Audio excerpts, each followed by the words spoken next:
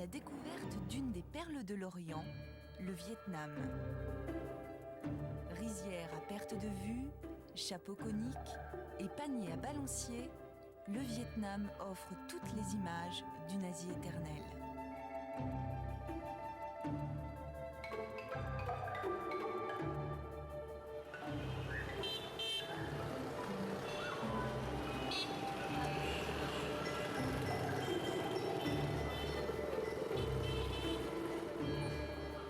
Situé en Asie du Sud-Est, à environ 10 000 km de la France, le Vietnam a la forme d'un dragon.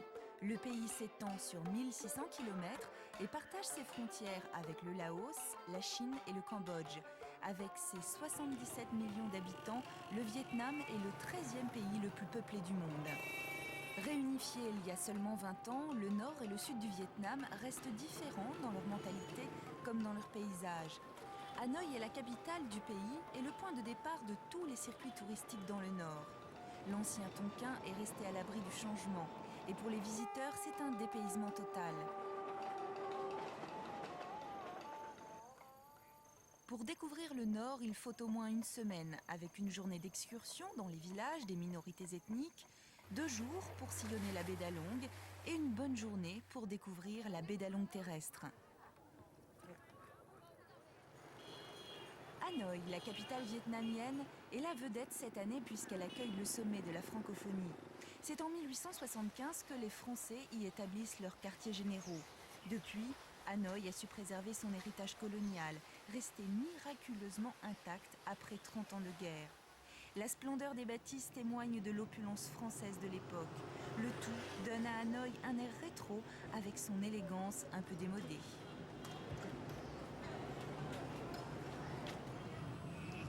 Tous les styles cohabitent à Hanoï. Le mausolée d'Ho Chi Minh, le père fondateur du Vietnam indépendant, est la réplique conforme de celui de Staline à Moscou.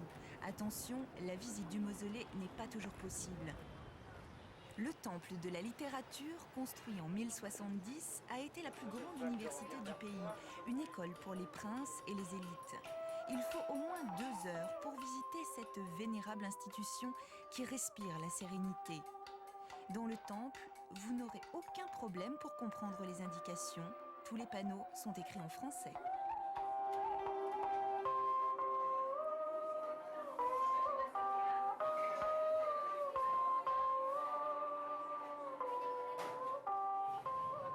L'ambiance très particulière d'Hanoï surprend tous les visiteurs.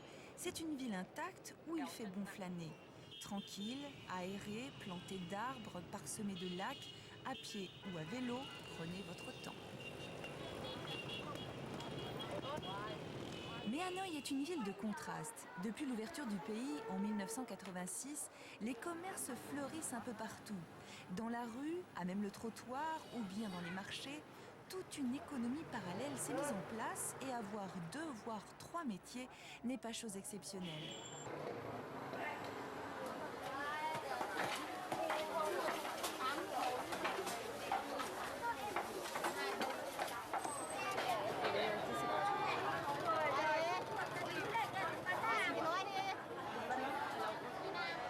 La capitale vietnamienne est aussi une ville en pleine mutation. Depuis 10 ans, l'augmentation du niveau de vie est spectaculaire. Pour preuve, les milliers de mobylettes qui envahissent la rue et tendent à remplacer vélos et cyclos. À 75 km d'Hanoï, Hoa Binh est la capitale des minorités ethniques. Sur la route, le spectacle vous plongera des siècles en arrière.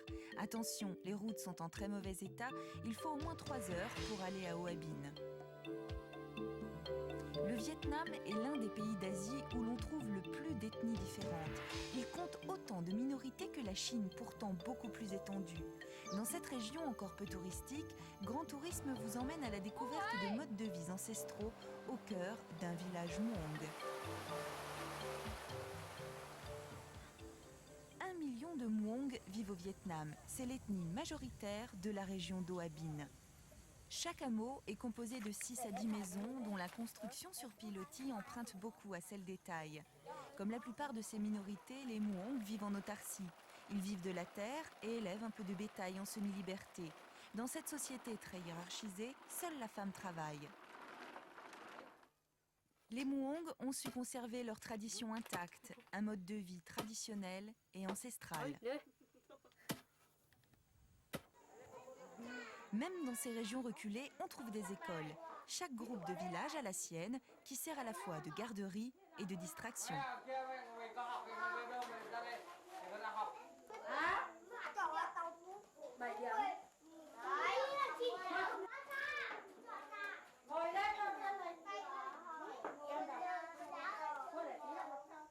Hors des sentiers battus, la randonnée est le meilleur moyen de découvrir cette région encore peu fréquentée. Rendez-vous à Hoa Binh où plusieurs excursions vous seront proposées. De là, vous pourrez terminer votre visite par un spectacle de danse et musique traditionnelle Muong.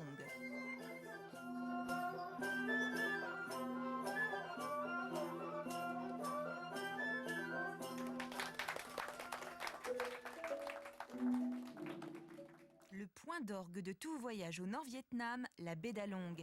Avec ses 3000 îlots, le site a été classé par l'UNESCO et couronné la 8e merveille du monde par les touristes. Depuis Hanoï, il faut 6 heures de route et le passage de 2 bacs pour atteindre la baie d'Along. Bernard, guide touristique, nous donne quelques conseils très utiles.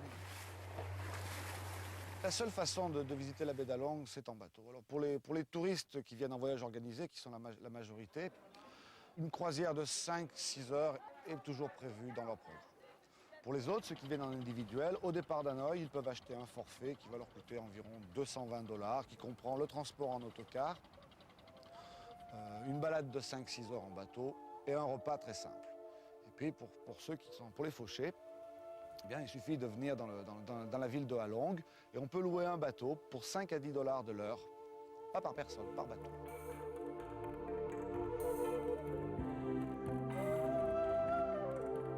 Les croisières traditionnelles voyagent pendant 4-5 heures, on fait un arrêt dans une grotte, mais l'intérêt essentiel de la promenade, c'est l'atmosphère absolument unique que dégage la baie d'Along. Alors bien sûr, l'idéal serait de louer un tout petit bateau et puis de pouvoir circuler dans les endroits où les gros bateaux n'ont pas accès. Et ça, c'est extrêmement difficile.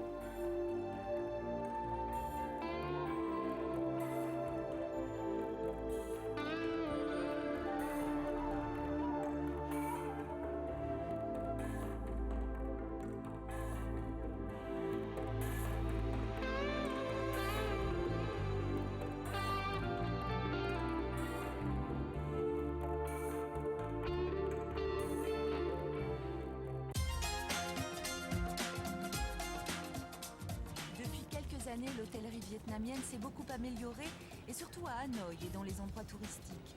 Hanoï offre quelques hôtels de luxe, dont le fameux Métropole, rénové récemment. Dans ces hôtels haut de gamme, il faut compter une moyenne de 1500 francs français la nuit pour 2 personnes. Dans les hôtels de catégorie moyenne, les chambres sont à environ 450 francs français la nuit pour 2. Il existe un hébergement traditionnel plus économique. On trouve des chambres à partir de 180 francs français la nuit pour 2 personnes. Dans la baie d'Along, vous aurez le choix entre plusieurs hôtels, tous situés en bord de mer. Préférez des chambres qui donnent sur la baie, presque tous les hôtels proposent des forfaits excursions. Renseignez-vous à l'accueil. On mange à toute heure et partout au Vietnam, sur les trottoirs, dans des petits restaurants de fortune, n'importe où, mais pas n'importe quoi.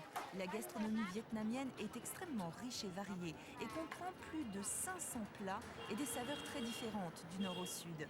Au centre du pays, 150 ans de dynastie impériale marquent toujours la tradition gastronomique. Hoa nous guide pour le plaisir des papilles et des yeux.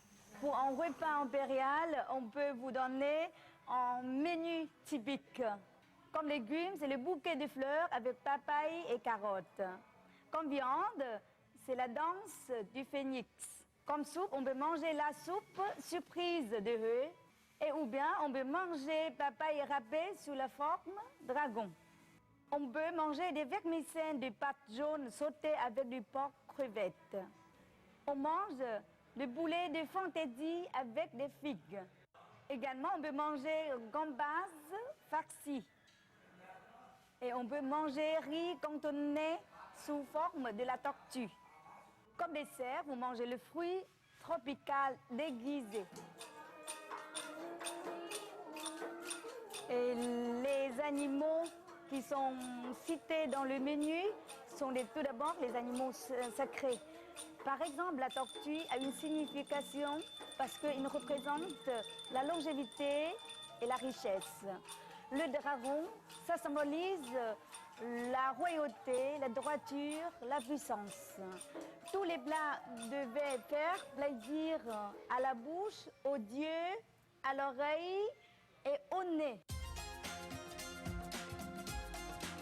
Il existe des vols directs Paris-Hanoï comptés environ 14 heures. Des vols intérieurs quotidiens relient Hanoï à Ho Chi Minh Ville pour 900 francs français l'aller simple.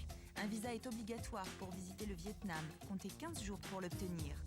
Il y a 6 heures de décalage horaire entre la France et le Vietnam. La meilleure période pour visiter le nord du Vietnam est la saison sèche, de novembre à mars. Avril et mai sont les meilleurs mois pour les photographes car les rizières sont d'un vert tendre. Attention, il faut impérativement boire de l'eau en bouteille. La monnaie locale est le dong. 10 000 dongs valent 6 francs français. Tout se paie en dollars américains. Prévoyez de petites coupures. Il n'y a pas encore d'office de tourisme vietnamien en France. Pour toute information, contactez Vietnam Tourisme à Paris. Encore peu connue des étrangers et pourtant promise à un grand avenir touristique, la petite sœur terrestre de la baie d'Along n'a pas fini de faire parler d'elle.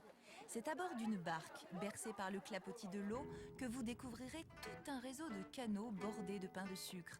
C'est dans ce décor enchanteur que s'achève notre voyage au Vietnam. À très bientôt dans Grand Tourisme.